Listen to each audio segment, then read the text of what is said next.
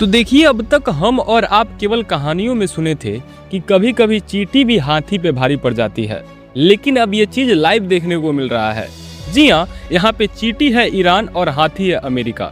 जब इन दोनों के बीच युद्ध शुरू हुआ था तो सबका यही कहना था कि भाई अमेरिका हाथी है, वो तो ईरान को ऐसे ही मसल देगा। लेकिन भाई ये चींटी उस हाथी पे भारी पड़ रहा है और वो हाथी अब इस चींटी से बचना चाह रहा है।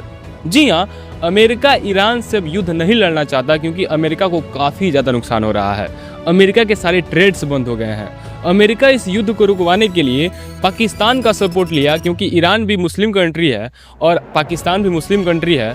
तो अमेरिका को लगा था कि पाकिस्तान ईरान को समझा लेगा, पाकिस्तान के कहने पे ईरान रुक जाएगा। लेकिन भाई ऐसा कुछ हुआ नहीं। पाकिस्तान के बोलने के बाद से भी ईरान वही कर रहा है जो अब तक अमेरिका के साथ करते आ रहा है। लेकिन अमेरिका को कैसे भी इस युद्ध को बंद करना है, तो इस बार ईरान के सबसे करीबी दोस्त इंडिया के पास आया है।